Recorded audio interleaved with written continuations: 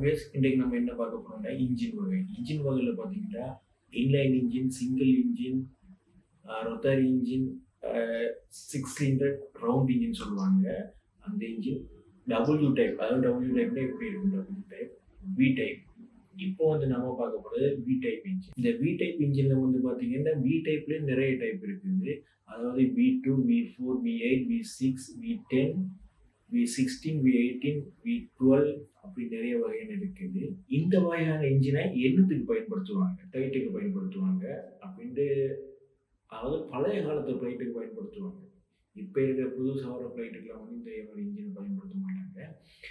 கார்ல வந்து பயன்படுத்துவாங்க. அதாவது கார்ல பென்ஸ், ஃபெராரில வந்து பார்த்தீங்கன்னா, அதிகமா இந்த V8, V10 இன்ஜின் பயன்படுத்துவாங்க.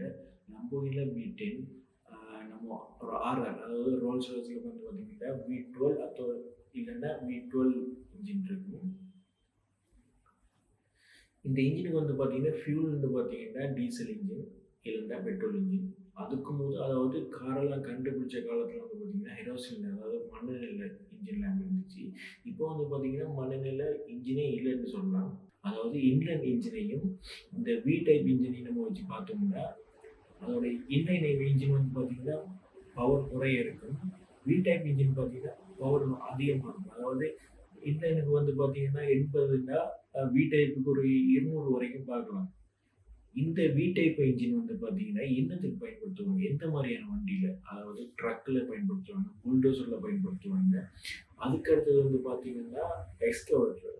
இது வந்து பார்த்தீங்கன்னா V16, 18, 14 அந்த மாதிரி இன்ஜின் பயன்படுத்துவாங்க.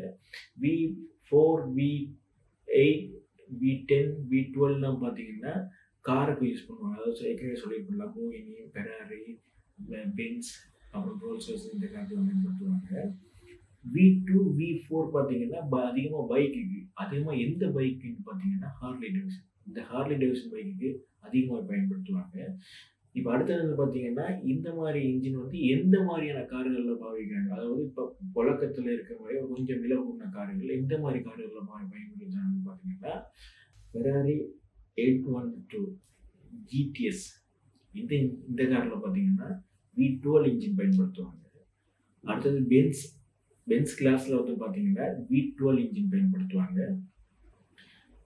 லம்போர்கினி அட்வென்ச்சர்ல பார்த்தீங்கன்னா, V12 இன்ஜின். Audi R8ல வந்து பார்த்தீங்கன்னா V10, அதாவது இந்த பக்கம் 5 சிலிண்டர் இருக்கும், இந்த பக்கம் 5 சிலிண்டர் இருக்கும்.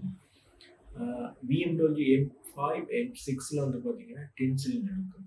அதாவது இந்த பக்கம் 5, இந்த பக்கம் 5. அதே மாதிரி ஃப்ரோஸ்ல வந்து பார்த்தீங்கன்னா 918ல வந்து பார்த்தீங்கன்னா ஸ்பைடர் வகையான அந்த வகையான கார்ல வந்து பார்த்தீங்கன்னா V8. நம்ம சேனலை லைக் பண்ணி ஷேர் பண்ணி இந்த வீடியோவை உங்கள் ஃப்ரெண்ட்ஸுக்கும் ஷேர் பண்ணிடுங்க. இந்த புது சேனலை மறுபடியும் சொல்கிறேன், சப்ஸ்கிரைப் பண்ணி சப்போர்ட் பண்ணுங்க. நன்றி.